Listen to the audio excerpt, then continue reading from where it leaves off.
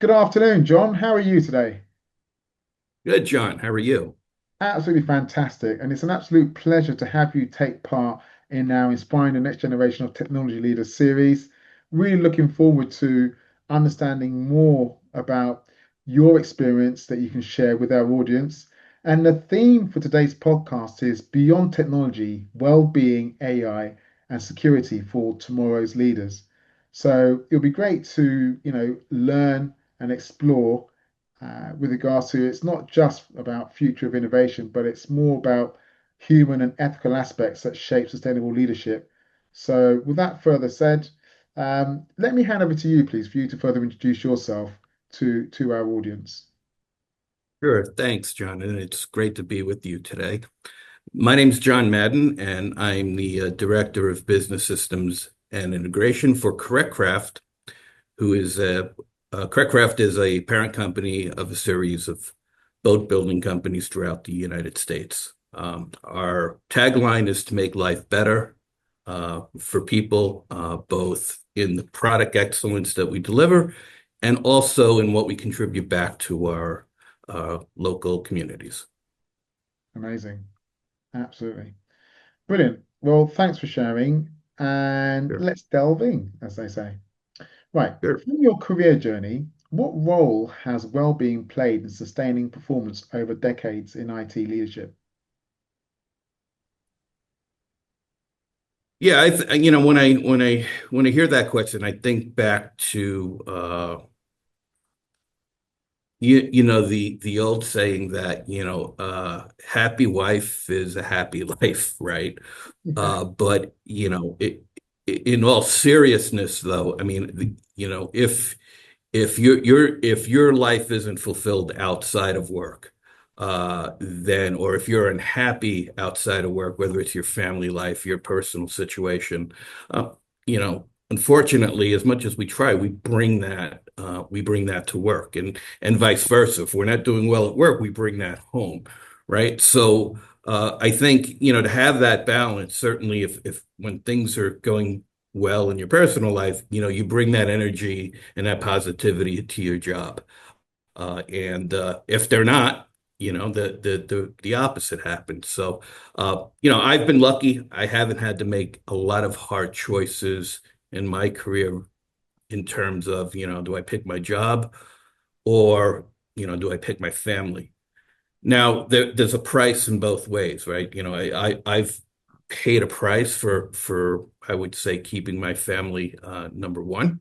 But looking back, it was a price well worth it, I would say. So, but like everything else, it's all about balance. Thank you for sharing. You're absolutely so right. Clearly balance has been key to your long-term success and prioritizing that, with regards to your family makes absolute sense. So yeah, thank you for sharing. Sure. All right. So how can young technology professionals set boundaries to balance demanding careers with personal life and family?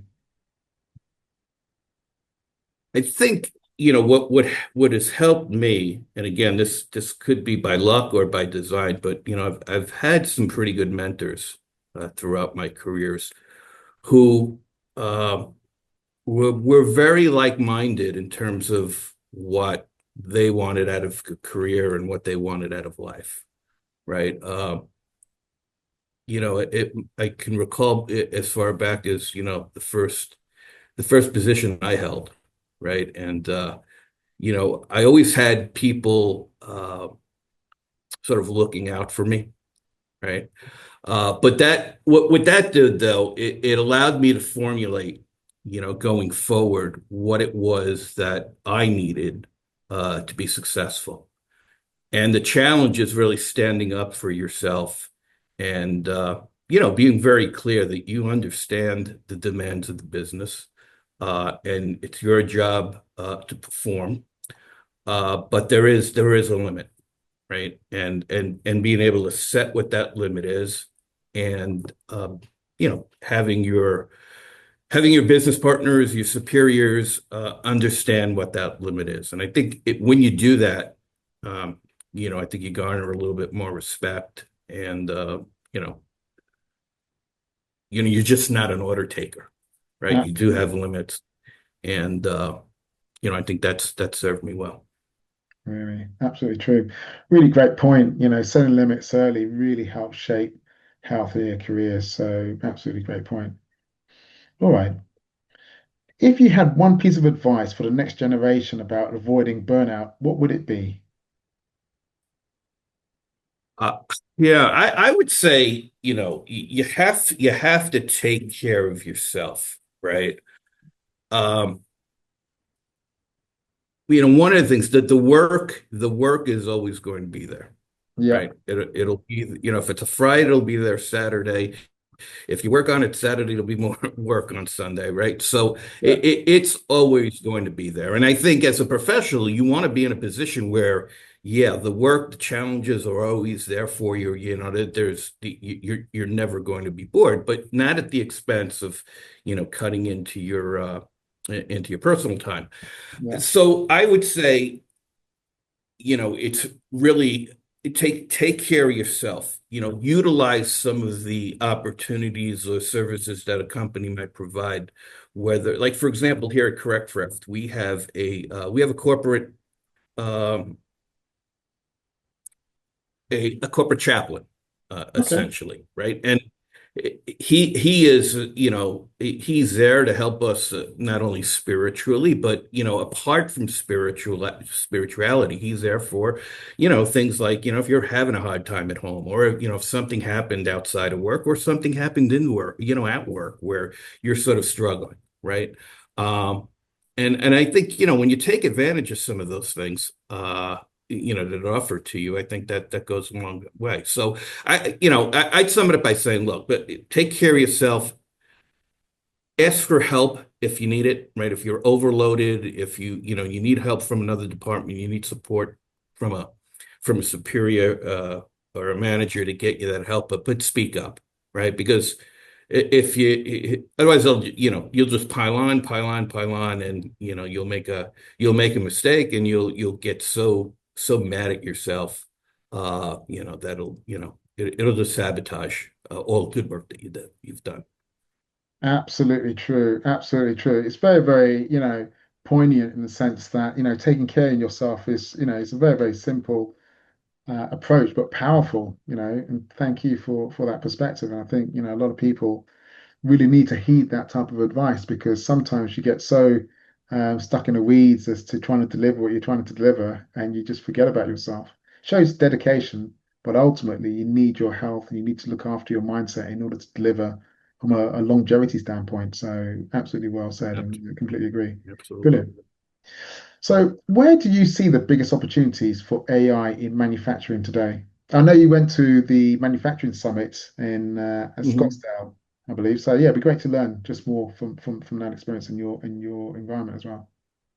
Yeah, it was actually in Greensboro. Greensboro, sorry. Location doesn't matter, but yeah, we talked about some of the challenges that are facing mid-market manufacturers such as ourselves around AI, around the economy. What are some of the tariffs and the like. But for us, I think there's a couple areas where I think I AI is relevant. One on the consumer side, right? So Mhm. as we, as we deliver, high quality, um, dare I say, high price tag boats, AI is going to be sort of embedded as one of the options, right? Whether it's to help you navigate, right, to keep you safe. If you've ever been on a boat and tried to dock a boat, that can be tough, right? But with AI, with cameras around the boat, with the ability to detect wind, a push of a button, and I'll pull my boat up into a tight spot, and I don't have to worry about scratching the paint or doing something like something terrible like that, Uh, right? So certainly. Things around navigation, taking the right route, uh, being able to sort of identify objects that are, that are floating in the water. Is that a buoy? Is that another boat? Or God forbid, is it another person swimming? And, how can I avoid or adjust to that circumstance well in time of when I need to, right? So that's I think on the consumer side, right? Is this really adding to and I don't mean to trivialize it, but the bells and whistles that we can deliver to boats, right? Yeah. Voice recognition, turn on the engine, turn on the stereo, things like that. From a manufacturing perspective, I think another area is in product design, right? In other words, just being able to give an AI agent a prompt about, what type of boat you want to build, what kind of options you want to have on that boat, and sort of being able to turn that around pretty quickly. So to sort of that whole product development stage from ideation to realization, compressing that. Yeah. And then, on the shop floor, certainly our ability to predict our ability to be able to predict what kind of boats are going to come down the line so that we can ensure that our inventory and our processes are aligned to that. Brilliant. That means that there must have been a lot of innovation that's taken place in order for you to get to that place of being able to better predict what type of boats are needed in 3 years' time, 5 years' time. With the world changing on a weather from a weather standpoint, whether it be global warming and everything else that comes with it, etc. It may mean that a particular type of boat is desired and needed for particular circumstances, especially from what we saw, unfortunately, what happened in Italy with the boat that fell and crashed due to its mast, if you remember. It must have been about Hmm. 6 months Yeah. ago. So yeah, Yeah, that was actually back in my hometown in New York, and then they unfortunately didn't clear the Brooklyn Bridge. oh my Um, gosh, wow, that was yeah, that wasn't good. But again, something to ponder there. If they had warned, if there was some kind of warning system ahead of time, they absolutely, probably could have avoided all that. yeah, yeah, yeah, absolutely, brilliant. So, what are the ethical considerations should technology leaders way before adopting AI at scale? Yeah, I haven't given that one a lot of thought other than, in some of the things that I do to around AI. But I think what you want to do is you want to be able to be I would say just honest with your inputs and what your expected output is, right?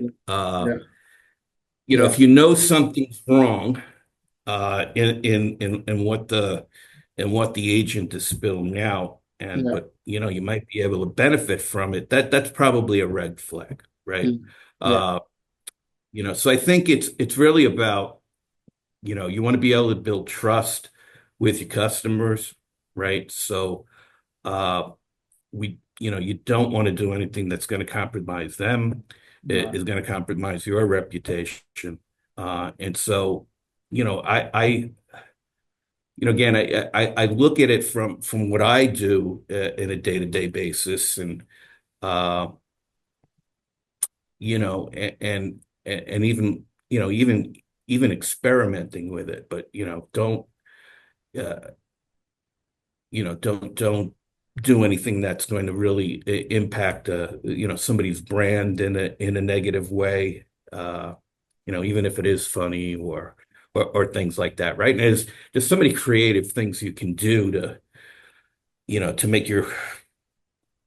dare I say, your competition or your adversaries look bad. Similar to social media, right? That stuff Mm, gets spread. So yeah, I think, as it evolves, I think, and there's always going to be someone who's going to, take the wrong direction and focus on the negative side.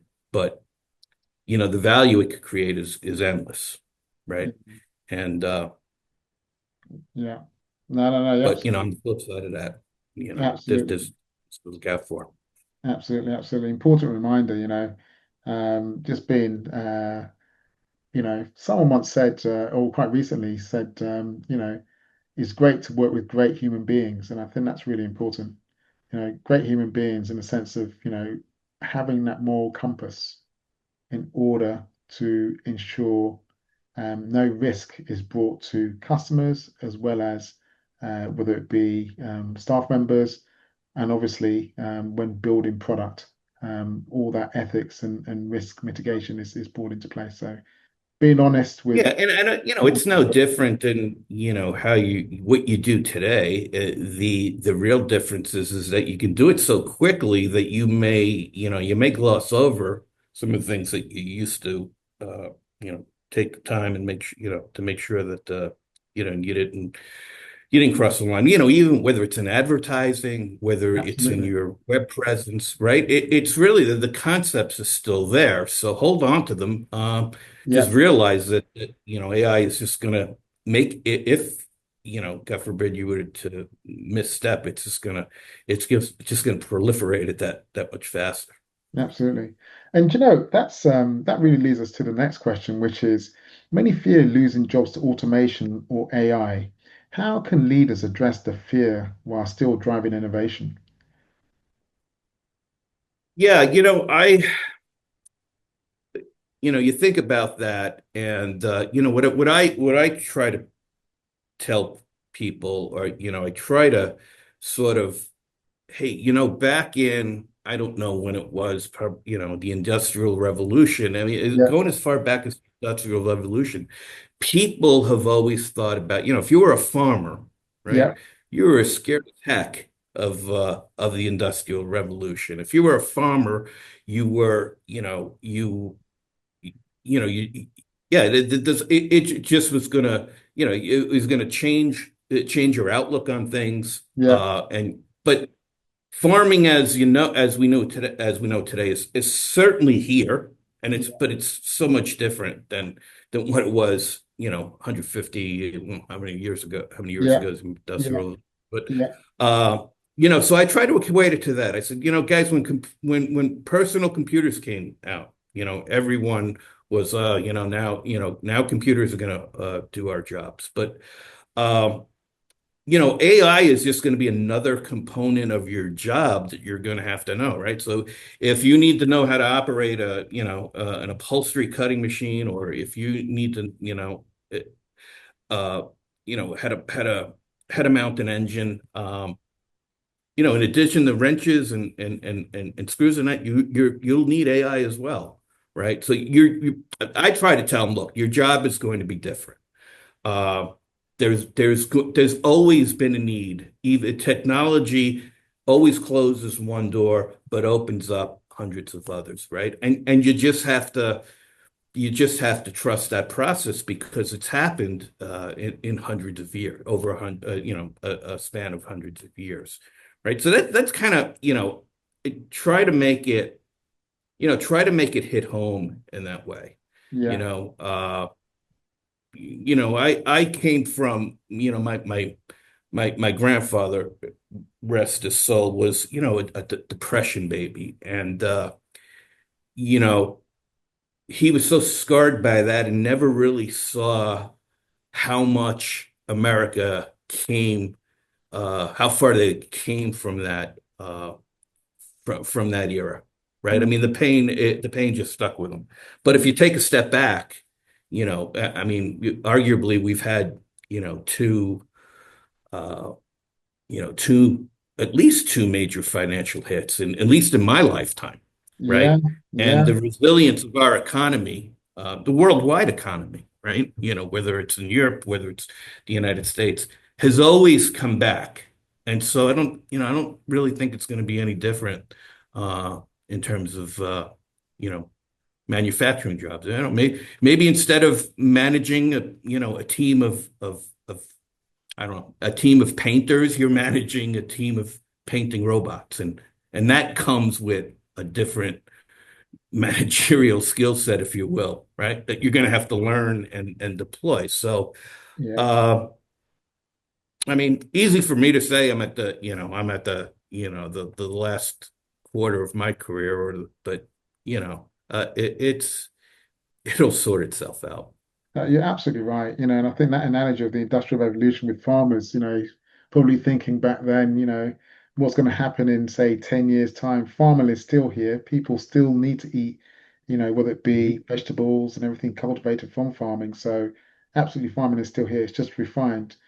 And I think also, I had a conversation with a very, very inspiring female technology leader. Her name is called Tia Chang. She is the chief digital officer for a company called Invest Industrial, who mentioned that, well, basically the time is now with regards to um, automated and whether it be buildings that are basically made from in process, if that makes sense. So basically, you get a machine actually on the land, and it will basically build out the rooms there and then robotically. I forget the name of the Right. term, but it's similar to what's the word? 3D laser building, if that makes sense, or Right. Yeah. 3D lasers, whatever it is. But they can do that to build buildings, and that is just, it's actually going to revolutionize that sector where it's needed. So it may not still, you may still have individuals who, needs to carry the hob and do the bricklaying work, etc. But innovation is coming through to the betterment of the building, one hopes and the environment. So let's see what happens in that space as an example. Yeah. Yeah. I mean, you go back to the automobile, right? And what that did to transportation, whether you were in the railroad business or even before that, Yeah, it just, it always, yeah, it always opens up new doors, right? absolutely. Uh, it always opens up no doors. I was in New York last week and was taking a subway, and now you go in a subway, and you very rarely see a what we would call a token agent. In other words, like go up to a booth, ask a person, give me 10 tokens, 2 tokens to take a ride, right? But Mm, and you look, and you don't see that anymore. Well, where do all those people go, right? mm, Well, since in the last 30 years, there's been plenty of expansion around the New York City subway system. There, they've made improvements in their stations and making things fully accessible to people. They've made some of these, and you see it in London. Some of these train stations look like shopping malls, right? very So true. Yeah, yeah, now, New York has a long way to go, but that just struck me, right? Like, when I went to school, I saw the same agent in the subway every morning, said good morning to him. And if I went back to that station today, that booth wouldn't be there, right? It would be a number of dispensing machines. But yeah, yeah. so those folks are doing other things, for the MTA, and that's positive. That's positive change. Absolutely great to hear. And by the way, the word that I was looking for was 3D laser printing. However, if you Yes, I know what you meant. I know what yeah, you meant. yeah, Yeah. yeah. But this would be 3D laser building in the sense Mm. of building those properties. So I just wanted to articulate that. Brilliant. Okay. So how do you see robotics and AI working together to transform manufacturing processes over the next 5 to 10 years? I think in our business, I think you'll see robotics in some of the processes that are just very repetitive, right? So, I'm thinking about, uh, things like painting, things like welding, things like, you know, s- um, certain aspects of installations, right? I can definitely see that happening. But where does AI play in is, AI could feed the bot in terms of, look, this is given the conditions, or yeah, given the conditions of the job, what the customer wants, here's exactly how much material to use, given how the boat's going to be used, where it's going to be kept, things like that, right? And I I think, in our case, across, one of the things that our companies pride themselves on at CorrectRef is the ability to truly customize, to really customize, right? So Mm. if you want a certain paint screen scheme, uh, if you want certain options to and colors to match up, we accommodate that for our dealers, and so. And I would say, in my view, that could take a toll sometimes on your production process. But if you've got the integration of robotics with AI, there's definitely potential to make that a lot easier on everyone. Absolutely. That's a fantastic partnership between, whether it be tech domains that are key to transformation, especially within that customization aspect. So, yeah, absolutely true. Okay. With global data regulations evolving, what challenges are you seeing around data sovereignty? For example, UK versus US access rights. Yeah, I just came across that an issue. We were negotiating a contract, and I won't say the vendor. Not that I have any issue with the vendor, but I don't know if I'm allowed to use their name. But um, one of our concerns was, okay, so you have this in the cloud, and where are you going to access our data from, right? Um, and it was, this was the biggest contention in the contract, right? Because we as a company didn't want to have our data accessed um, in countries that had lower security standards than what we would have in the US and the UK. The whole GDPR.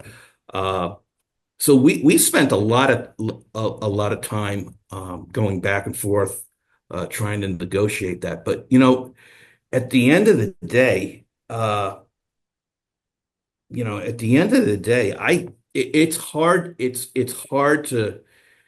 hard to police, if you will, where people are going to access data. I'll give you an example. I had a consultant who was working in a client in Vietnam, Okay. right? And had an issue. Uh, I'd called her, and she says, "Well, look, I can't get I can't get to it right now, but I'll get to it over the weekend. Uh, I'm going to China for the weekend, and I'll have some downtime." And we're like, "Whoa, whoa, whoa, whoa, whoa, wait a minute. You're going where?" And I'm like, sorry, you can't. I can't let you. You know, I can't let you. You know, into our systems from there. Like, I'm Right. not saying you're going to do anything wrong. I'm just. We're not comfortable with that, and I think. I'm not even sure it's legal, right? Hmm.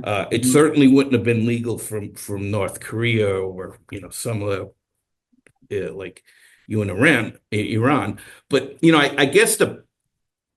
I guess my point is, you know, the globalization and truly people become citizens of the world, right? And with technology, it doesn't matter where they are, where they're working. They can be on, virtually 24 hours. So, Yeah. uh, we so I could see a little tighter legislation. Um, something, something along the lines of, the global data protection that sort of the EU offers.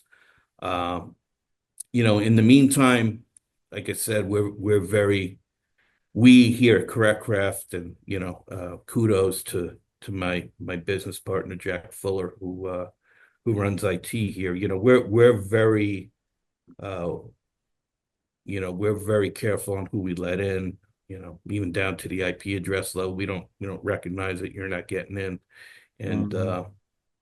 you know, Yeah. and No. that's really, how we handle that. But uh yeah, it was just so striking when the person said, "Well, yeah, I'm going to China for the weekend because I'm here on a project. I could probably help you out there." Like, Oh Yeah, no, no, yeah. please, you know, Understood. And you do need those guardrails there. You absolutely do need those sort of guardrails because, as we can see, whether it be from a cybersecurity standpoint, you just never know what's around the corner. So, making sure that you've got those areas or environments policed effectively is yeah. a necessary environment. So, no, very true. And it's amazing. Like, I remember, early in my career, uh, this is before we had, or, not all of our data was encrypted. Mhm. And, so that the chief security officer at the time, you know,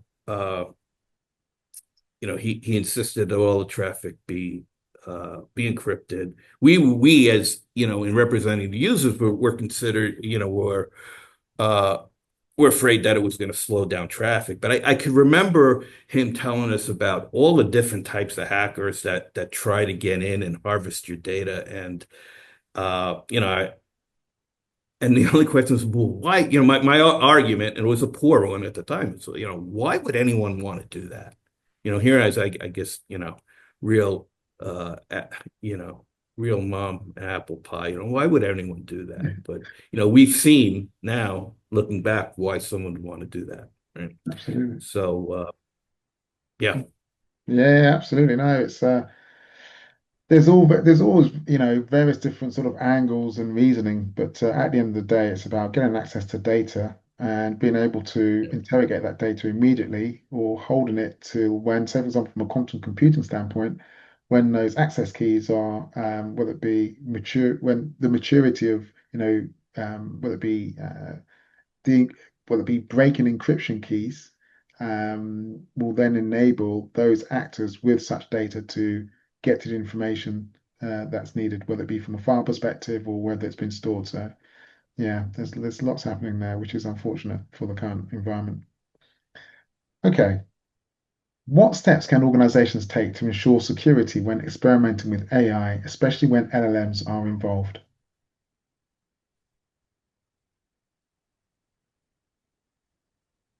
I think when one of the things again, we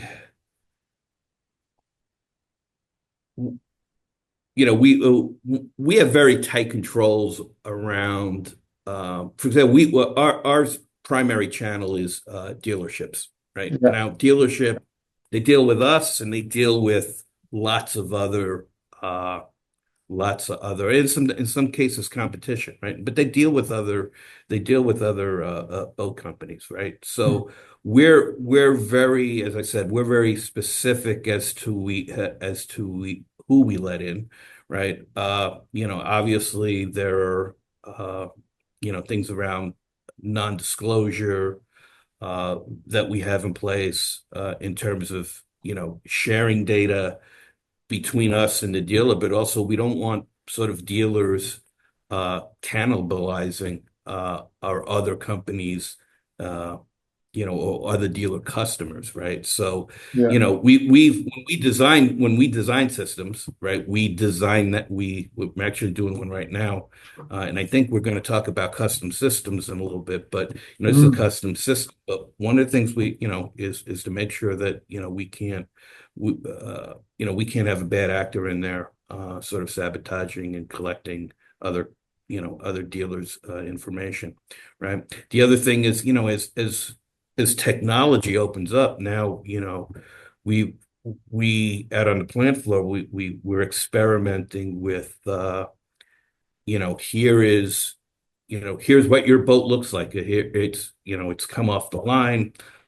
Here are the safety checks that we're putting it through. But we also have to make sure that that doesn't get into the wrong hands, right? Or if there's anything proprietary around how we do safety, or yeah, really about how we do safety and how we respond to that.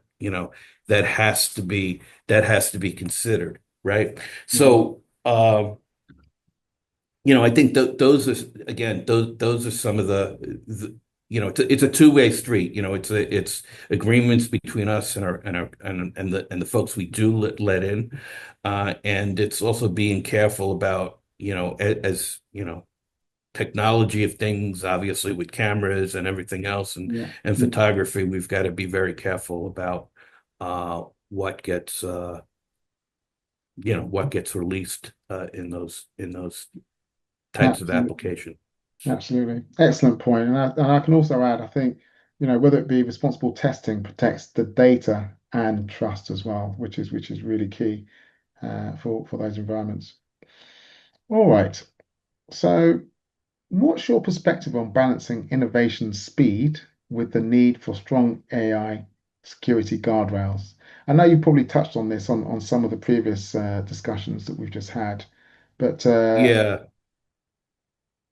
yeah, no, that's an interesting one because in I don't know that it's unique per se, but I've had the experience where I've always been the middle person between the business and IT, right? mm, mm, Like so for example, I'm not in IT per se, but that partnership that I have with IT, especially when we want to move fast, yeah, right?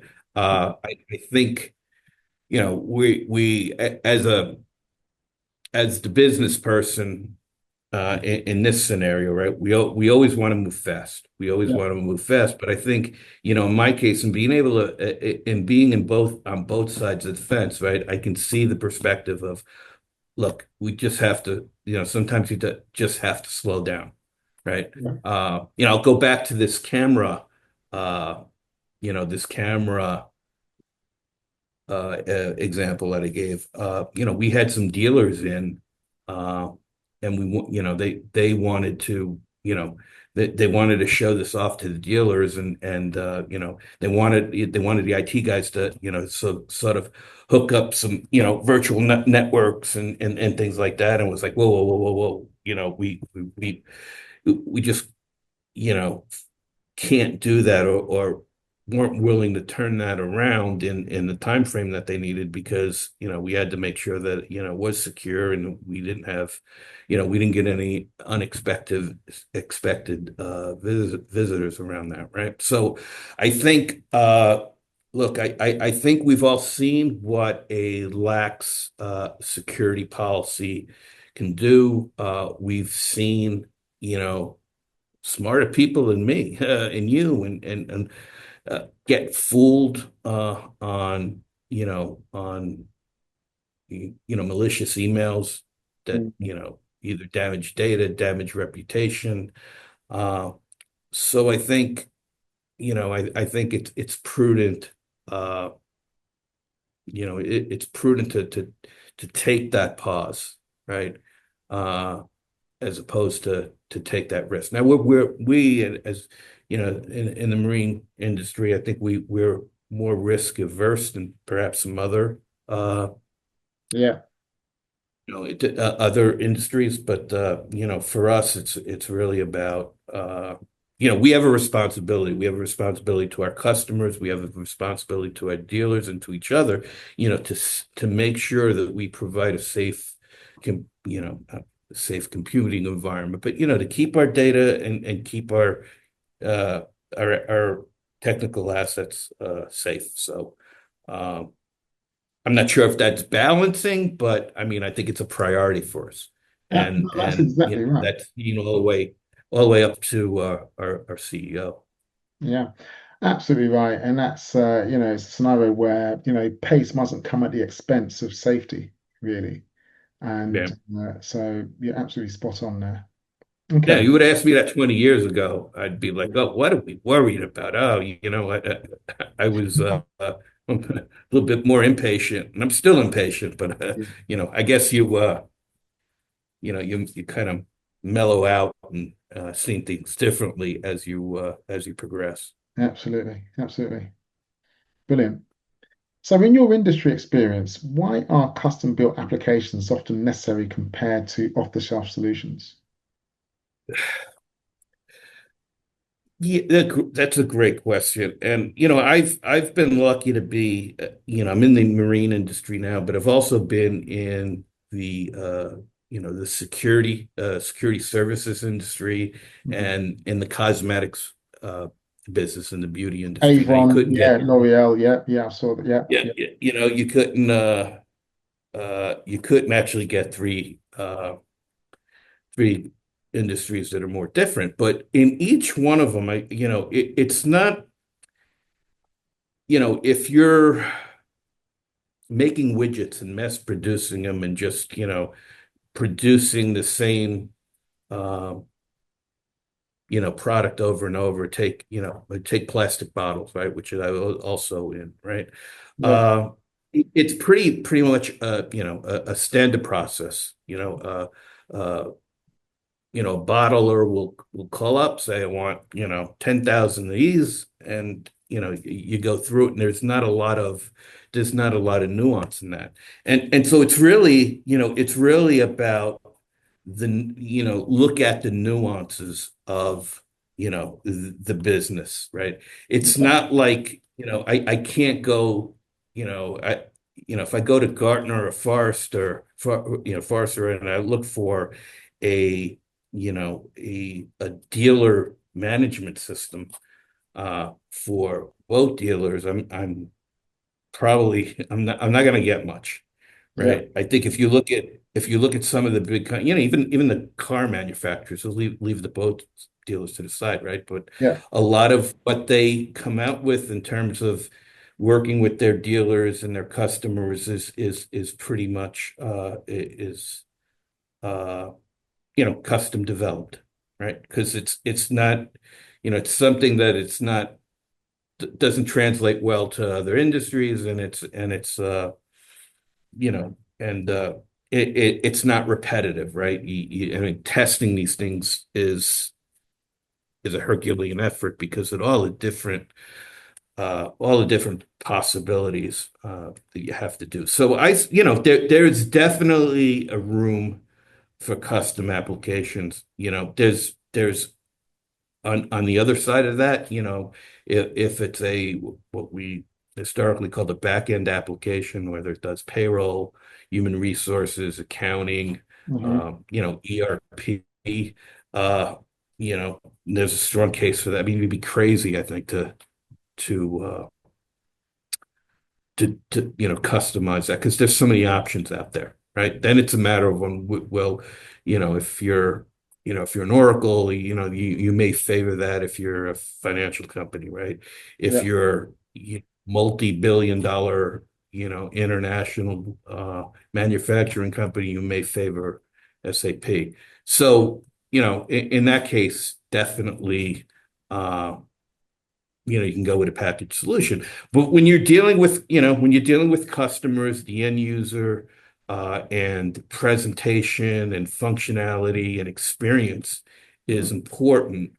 Uh, you're not going to find that in big box vendors, right? It's really when you get into the customization and when you have to get into customization because of that. And then it's really knowing the nuance of the business. absolutely, absolutely. No, I completely agree. And I think sometimes it's a case of tailoring, should I say, is the only way to meet complex needs. So it's really good insight and absolutely agree. You need to know the nuances of the business in order for you to differentiate yourself and not really react to repetitive tasks and processes. So, for example, as you've just mentioned in the back-end application environment. So, Yeah, one absolutely. thing one thing I would add is, and this was the case with when I worked at Avon Products and companies I know, like companies like Burger King, McDonald's do it, but at Avon we was like one, and it was part of our performance objectives. But we would have to spend a day with a sales representative, Mm. right, and see the day of the life of a representative and what a representative goes through to fulfill an order, right? And similarly here in the boat industry, but we do reach out to our dealers to get their perspective on voice of the customer, really, Yeah.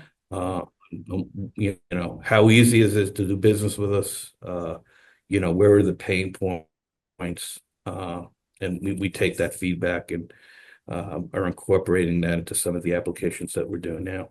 Brilliant. Brilliant. Really good. And that's a great sort of segue into the next question, which is what lessons can younger technology leaders learn about aligning IT systems with nuances of complex industries, such as, say, for example, dealership networks or maritime logistics? Yeah, I think you you have to put, and for technologists or people that are purely technology, you may look at an application or a process or you may look at an application or a function, I won't call it process, but a function in an application and says, look, it works exactly as designed. It gives you the right quote unquote answer, uh, which is great, right? But then Yeah, you have to sort of flip it around and look at it from the consumer's perspective, yeah, right? Uh, it's no use, getting when you're talking about highly optioned boats, right? yeah, There's no use getting the correct order if it's going to be difficult for a dealer or a customer to place an order, yeah, right? yeah. So you really have to have that balance, right? You have to look at it from their perspective. And I think there's countless examples out there of, you know, uh platforms that are, technically sound, Hmm.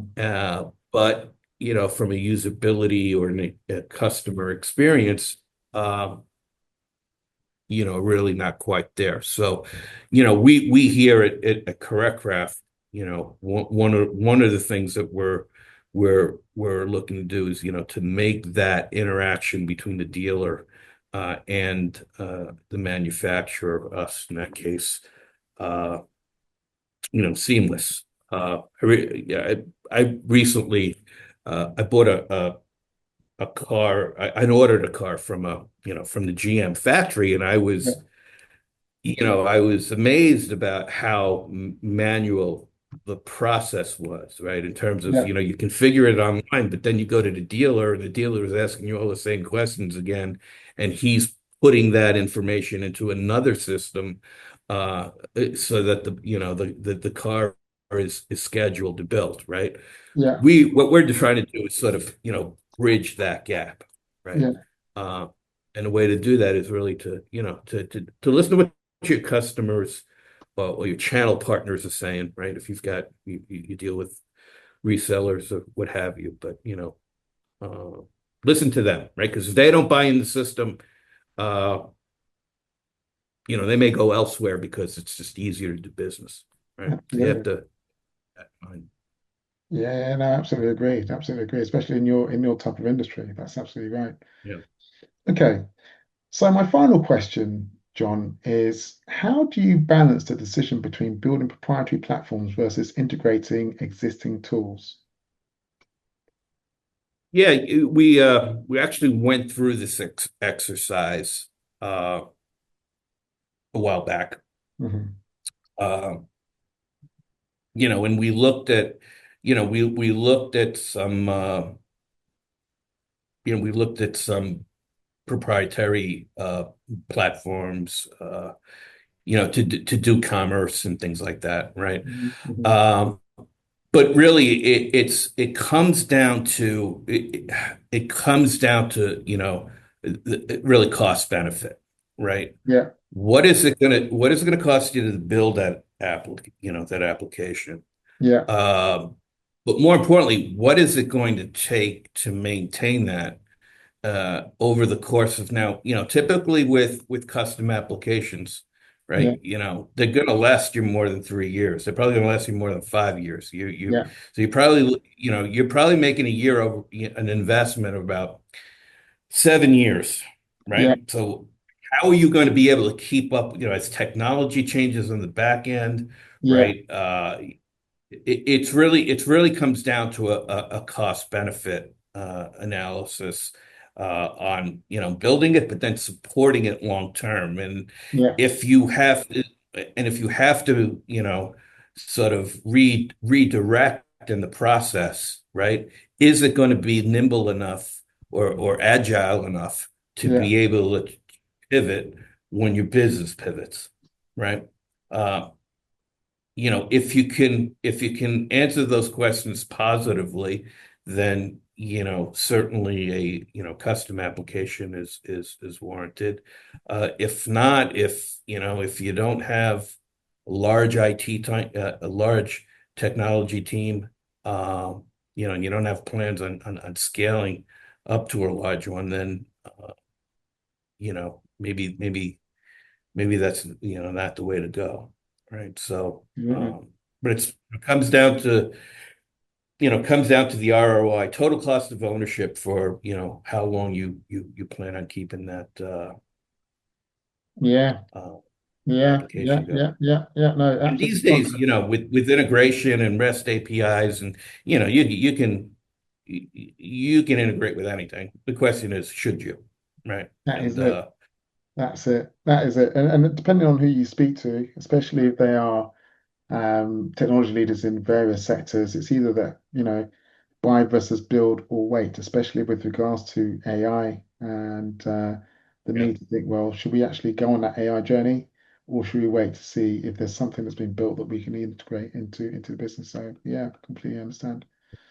And Amazing. and it changes so fast too, Yeah. right? So, I think with AI, we certainly haven't reached the peak yet, No. right? Yeah. Of what it's capable of. So, you may just want to wait and see where it goes, right? And Yeah. what are some of the common use cases, and will that fit your business model?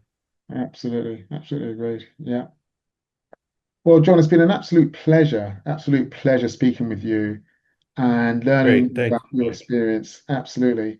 Whether it be your role, where you've mentioned in terms of well-being and sustaining your performance over the years, it's really been a case of balance. It's been the key to your long-term success. And then with regards to looking at how young professionals can set boundaries to balancing demanding careers with family and personal life, you've mentioned setting limits, which are absolutely key, which is really sort of uh, you know, a precursor to basically providing a safer, healthier career. And then avoiding burnout, obviously taking care of yourself, whatever that may mean, whether it be just taking more time out, going to the gym, etc. And then you've mentioned in terms of biggest opportunities for AI in manufacturing is really about AI driving efficiencies and in your space specifically around consumer boats and navigation. And also great to learn about ethical considerations that technology leaders should weigh before adopting AI. And you've quite rightly said, look at honesty from an inputs and outputs perspective, which is absolutely great. Delivering the best value to the customer, as well as providing the best working environment for your customers, for your team members, and then obviously providing the best product for your customers as well. Um, and then obviously, the sort of the regards to the conundrum of AI and individuals potentially losing jobs due to automation and how leaders can address that. Yeah, great analogy with regards to industrial revolution, where farmers were obviously apprehensive with the industrial revolution, but farming is still here, and the same will happen within the space that we're in, where regardless of the industry, and it just changes over a period of time. And, there's lots more, but I think, it's just been a fantastic conversation. And it's been great to learn more about your background and where you see the sector going, and also where you see technology going, especially with regards to cutting edge technology such as AI. So thank you for your time. And let me hand over to you, please, for you to have the final words. Yeah, no, thank you, John. Thank you for that summation. Thank you for the opportunity to, share my experience, share my story. Going back to, how I would advise the future leadership, whether it's in technology, or, any walk of life, there's always going to be people there that are going to have, a positive impact on you as a person, right? So, I've had some great, as I mentioned earlier, I had some great mentors, whether it was Cy Straff, whether it was Phil Ryan, and you know, I still take the opportunity to this day to sort of thank them and you know for really teaching me the ropes. But finally, what I would say, uh, you always have to have that support, right? And today, I have that support with my management team, starting with Angela Pilkington here at Correctraft. Uh, but there's one person that's been the common glue to that, and that's been my wife Deirdre. So I Um, would say, if nothing else, marry the right person. Uh, have the right partner, and remember that they have a role in that as well. So thanks. Absolutely. I couldn't have said it better. You are absolutely right, and thank you for sharing. Thank you, John. Really appreciate it. Thank you. All right, thank you.